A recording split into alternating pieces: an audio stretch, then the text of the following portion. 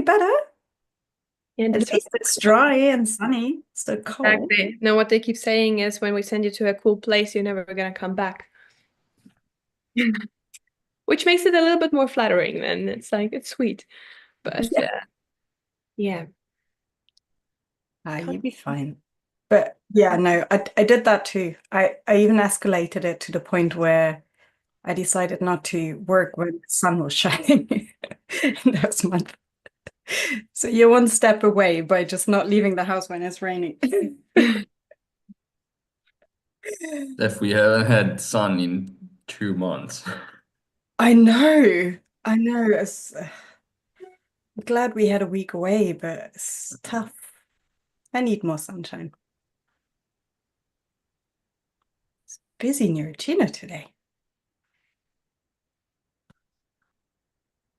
Okay, I think it's calming down now. Everyone's in. That's good news. Okay, welcome everyone. Good morning on this Monday morning, 9:30-ish for Neuroccino. The rules of the game are that anyone can volunteer to present a paper that caught your interest. Can also be a book chapter or any piece of science that you thought was interesting. And you come and explain to us why you thought it was interesting, and then we discuss it to the best of our knowledge. The only rule is that you don't present your own exciting work, but someone else's. And today we have Li Ting, who volunteered to present a paper. You should be co-hosts, so if you can share the link in the chat, please. And then you can share your screen and tell us about the exciting science that you found. And you're also still muted. Okay. I'm sharing the link right now. Okay. I'm kind of nervous. Don't be. Friendly bunch. Okay, here. Thank you. And then just share your screen and tell us about your paper. Okay. Here. Okay, can you see my screen? Yes, perfect. Okay, great. Hi, good morning, everyone. Or goedemorgen. So the paper I'm going to present today is about the structural neuroplasticity effects of singing in chronic aphasia, and it's particularly called to my interest because I really like to know about the pathological changes by the therapy that we use today. Yeah.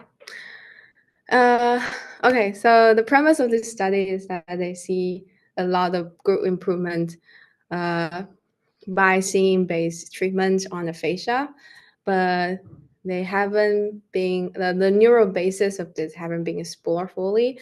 So they're just trying to set out to determine the structural neuroplasticity changes on the peeing group-based singing-induced treatment effect in chronic aphasia. So they have 28 participants and randomized them to 2 groups. And all of these people, they have mild to severe nonfluent aphasia caused by stroke. And then, so in this 2 group, one group will receive singing treatment for 4 months. And then they will also do a 3T scan at 2 time points. One is at the baseline and one as the 4 months after the treatment. They want to see they want to see the they use high resolution T1 images, and they also used this diffusion-weighted NRI scan on them on both group. So they want to see the structural gray matter and the white matter changes, specifically at the language network region. And they basically use this VBM, like from my understanding, is like to see the voxel shape, the shape of the voxel, and then also to see the quantitative anisotropy for the connection. Yeah, and they also want to relate it to like how does it relate. They want to see how does the structural changes related to the behavioral part. So they see so these people also underwent the Western aphasia battery, and specifically they want to see the naming or repetition. Yeah.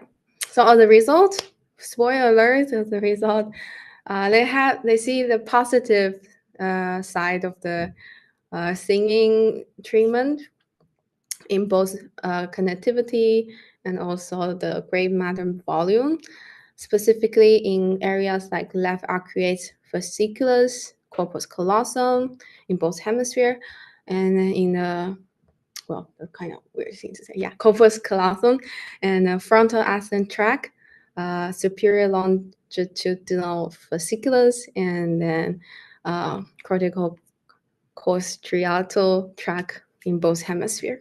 Yeah. And for the gray matters, they see the increase in the left inferior cortex, frontal cortex. Yeah.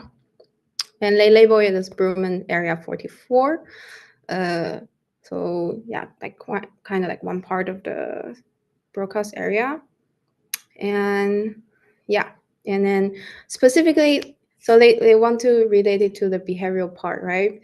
But they only see significant improvement in the naming ability after the intervention, specifically in this left BA44 area, arcuate fasciculus, and FAT.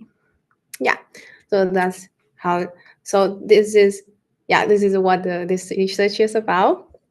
And now I want to dive into the methodology part.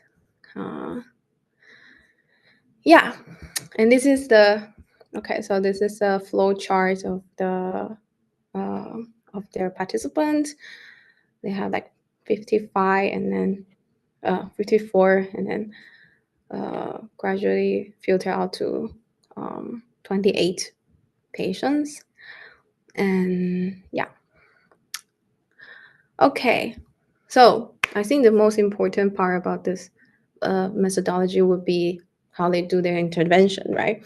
So basically the intervention consists two parts. One is the group training.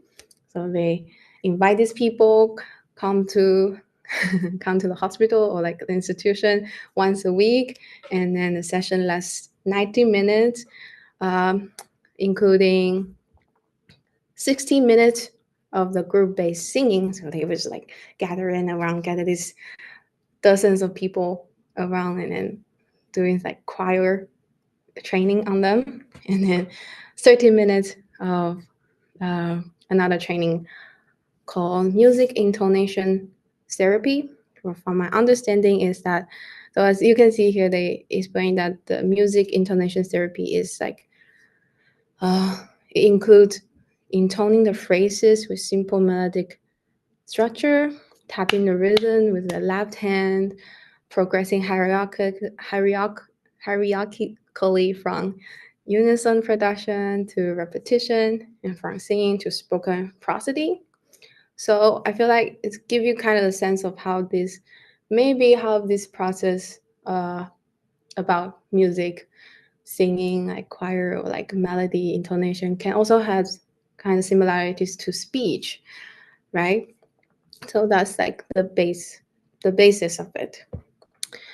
And then the other part of this intervention is the home training. Basically, it's like they give you a tablet with the software that you can practice this at home with visual aids and like immediate feedback for them on their performances.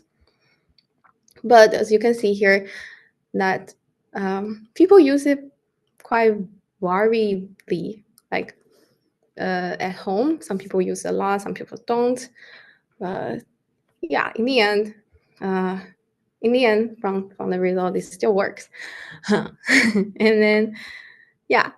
For the language assessment, as I mentioned before, they use the Western aphasia battery for assessing the severity level of the aphasia.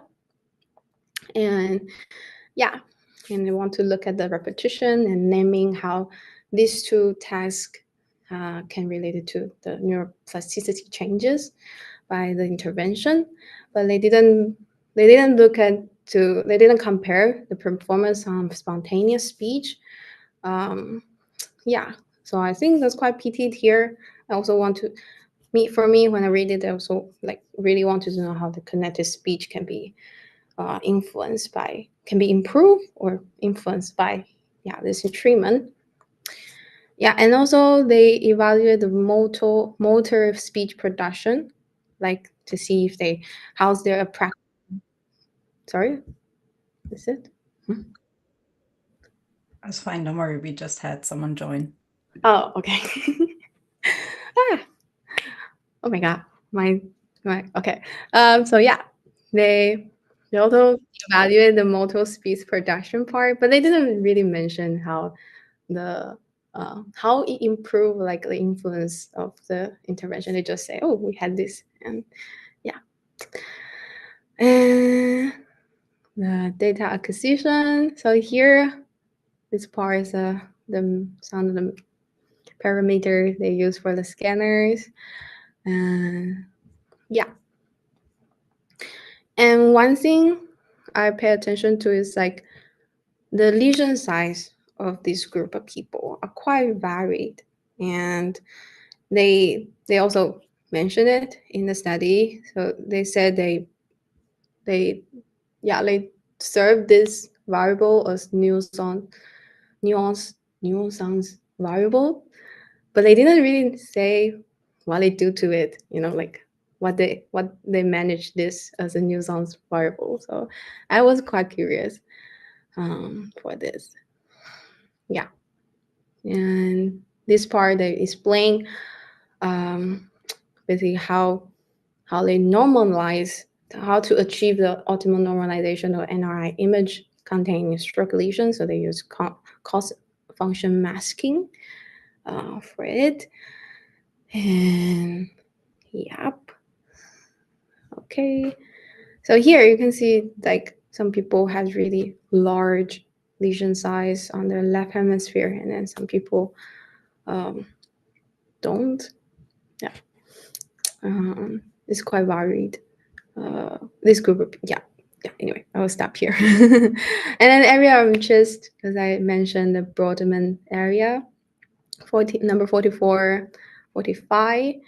So the broadcast area, and the ventral premotor cortex, posterior middle temporal gyrus. These three areas are the area that show in literature that are associated with language recovery and also with singing. So that's why they want to look at them. Yeah. And then, as I mentioned before, the group difference observed in lesion size was included as a nuisance variable in this analysis, but it didn't really mention how they manage it. They just say, oh, we noticed it, but yeah. Okay. And yeah, they did ANOVA on the gray matter analysis, including variables like age, sex, education, the brain size, the lesion size. Once again, they say the lesion size was treated as nuisance variables, but I don't see how they actually manage it. Maybe there's some statistical practice that I don't know that is standard for this, but yeah, please enlighten me. And they did 3 types of analysis on this as well. The whole brain analysis, also was analysis on the language network specifically and on the region as specific to this study. So the result, as I mentioned before, pretty positive for the same group, right?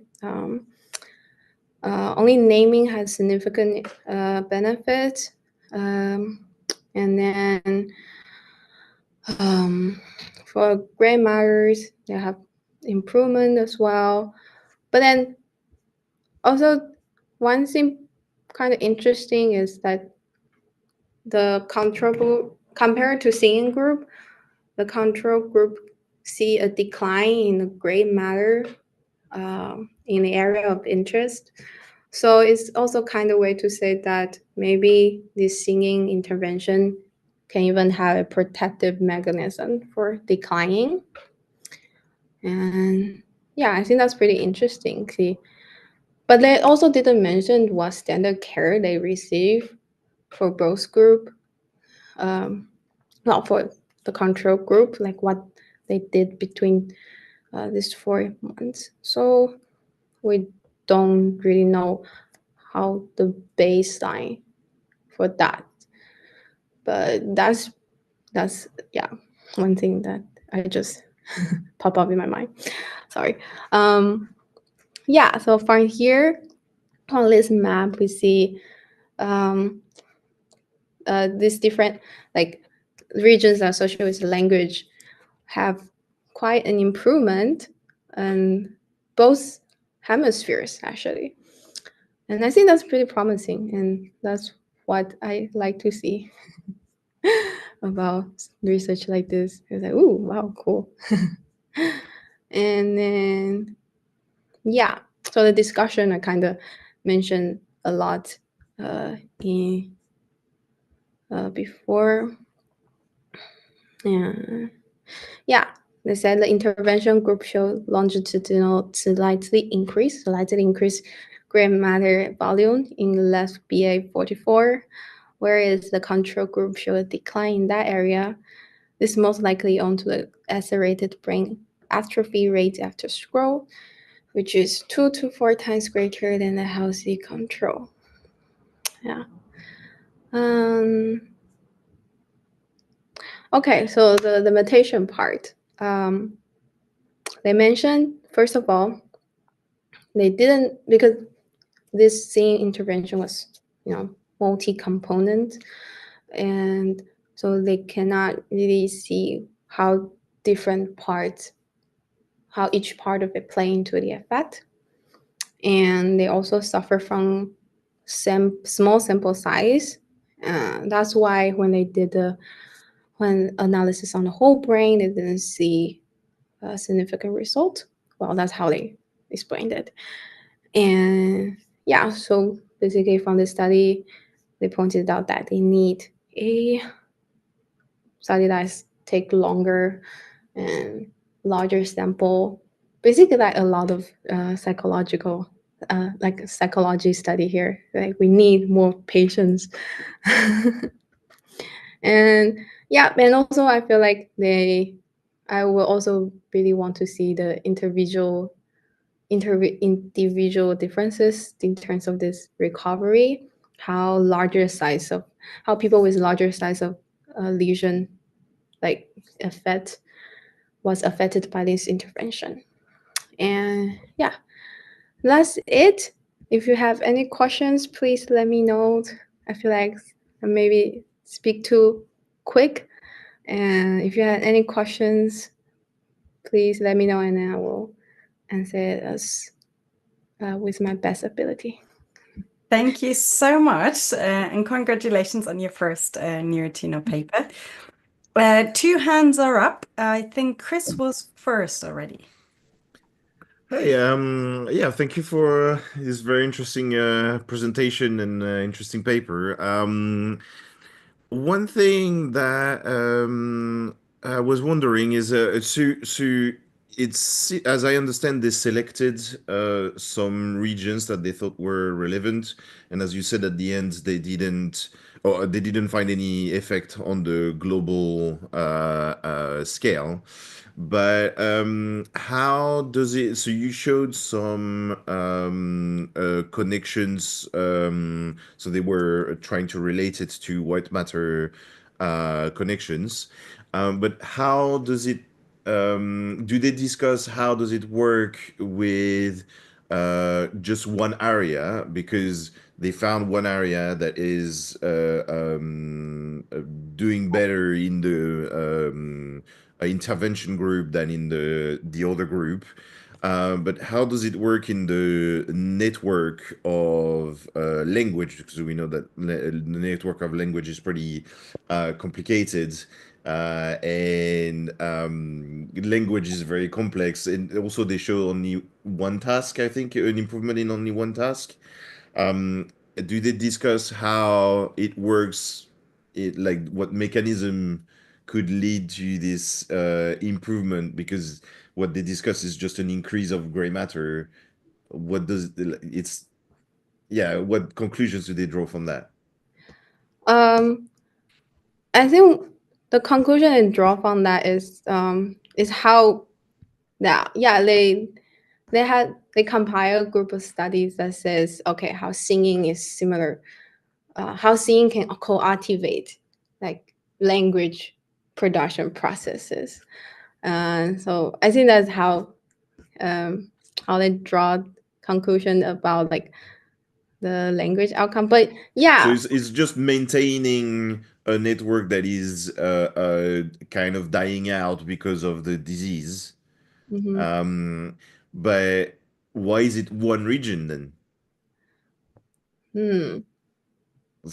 I mean, I don't know if they discussed that in the paper. If they're just happy with finding one region that has changes related to the performance. Yeah. I honestly don't know why just one region, because well, specifically the area of interest, they select 3 areas of interest, but yeah, basically they only just wanted to see the language network and the part that has association with singing and post-stroke aphasia recovery. Yeah. They need more research on that specific topic, I guess. Yeah. If I can come in here as well, I think part of it is also the way they analyze the data. That you get a more localized result rather than a network-based result. But we can discuss that after we're done with all the questions. Eduardo. Yeah, thank you for presenting. I think it's a question similar to the one that Chris asked. So if I got it right, they picked some region of interest, but only in the left hemisphere. And I was wondering why, because when you usually have this kind of interventions, people often assume there is some right hemisphere engagement, and that maybe might have been interesting to look at. So I don't know if you mentioned something. Yeah, they also look into the right hemisphere. Okay. Yeah. So in the right hemisphere, they also see some improvement, like all the areas mentioned before, except the arcuate fasciculus area. But yeah, they also mentioned that this intervention have dominantly affect, dominantly have benefits on the left hemisphere. Okay, interesting. Marcela also has a question. Yeah, thank you very much for the presentation. It took me back to my days of as a speech therapist doing this kind of therapy, so it was so cool.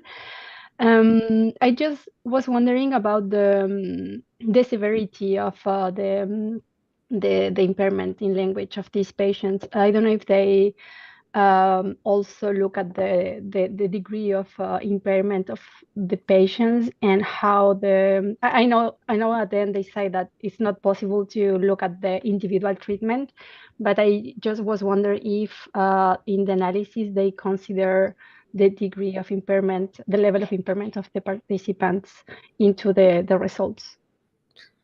You mean the severity of aphasia? Mm-hmm. Yeah, they. Well, did I? No. Wait, did they?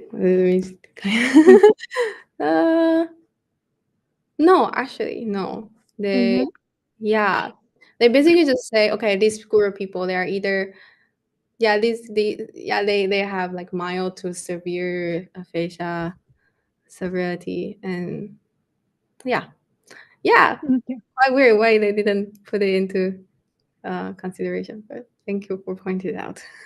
Thank you.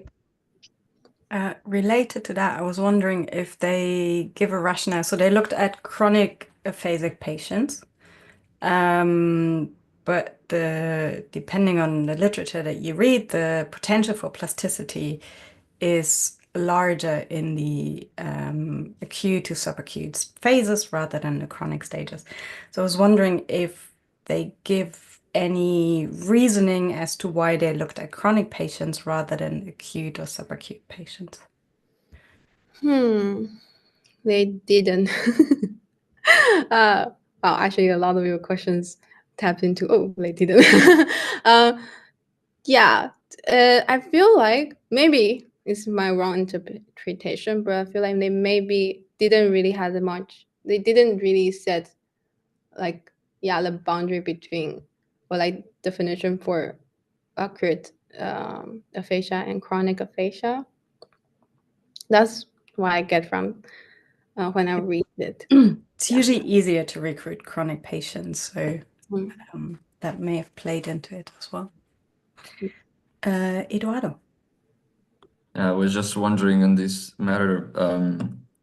So it's easier to recruit chronic patients, sure, but isn't it also because then it becomes really, really difficult to tease apart what is going on because of the natural evolution of the stroke and what is actually due to the therapy? Yeah, so you have that confounding mechanism between like spontaneous recovery and therapy-induced recovery. But you can make a similar argument for the chronic stage where compensatory mechanisms have been employed. And some may have recovered through using strategies and others have used different strategies. So you're starting from a very different starting point at that time point. So you can make arguments for using. I hope they randomize really well the sample. So I have another question at this point, because the lesion overlap is of course really sparse, as usual. So I was wondering how maybe this also relates on how you do the reconstruction of tracts in patients with lesions, but how do they manage to do a group analysis if every patient is basically different? And why are you laughing? Sorry, I just saw Mish cycling in the background and pulling faces as he gets a package of. So there's a lot of background stuff going on today. I do apologize. It's the water thing that arrived. What water thing? Something that is gonna make us like everyone like 20 years younger. Right. Yeah. Well, we're here to see that on a weekly basis. Sorry, Eduardo. Back to you. No worries. Yeah, so the question was, how do you do reconstruction on patients? Because like there is a wide sparse overlap of lesions. So basically every patient is different. And how do you reconstruct a tract that is basically destroyed and so on? And how do you group statistics on that? Yeah, they I think I kind of like briefly mentioned, but because my lack of knowledge on this, I feel like on this matter, but Yeah, I don't even know that much about it, so if anyone knows. I don't really know how to explain this, but like, they do. they also mentioned how they treated this part in the pre-processing. The cost function masking. That's what they do. And yeah, the brief answer to that is cost function masking. You have a good point there that it's difficult or impossible at times to reconstruct tracks that have degenerated, especially in the chronic stages where they actually have disappeared. Quickly scanning it, it looks like they brought it all to MNI and used some group average maps as well. But if you scroll down to the results, there's one thing that I want to highlight as well. Keep going. As a figure on the white matter results. This one? Sure. This. There we go. So what you can see here is that the the changes are localized to parts of the white matter. So there's significant sections of the white matter, which kind of goes against the logic of the network being relevant, right? Because if it's only a part of the network, then the whole connection is not what matters, which brings us back to a more localizationist approach.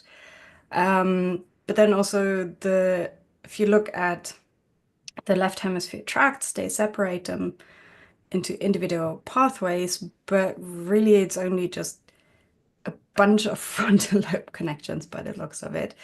And then when you look at the image on the far right, where they labeled the arcuate, that's really just a few streamlines of the anterior segment or the long segment, depending on where the streamlines continue. Likewise, looking at the yellow connection that was labeled as the corpus callosum, when we look on the image on the left, it doesn't even seem to cross the hemispheric midline, right? So these are segments of the tracts that are highlighted as relevant, and they're identified by using an atlas. So that's just assigning each voxel to the likelihood of the tract being there. That helps a little. Yeah. Okay. Yeah, thank you. Okay, any other questions? Not that I can see. In that case, thank you so much for volunteering, Li Ting, and presenting the paper. Do apologize again on my own behalf and everyone else involved in creating a mess today. It's Monday. It's Monday. It's Monday. I gotta have some fun. Good to see you all. Have an exciting week in science, and I'll see you next Monday morning. Bye. Bye.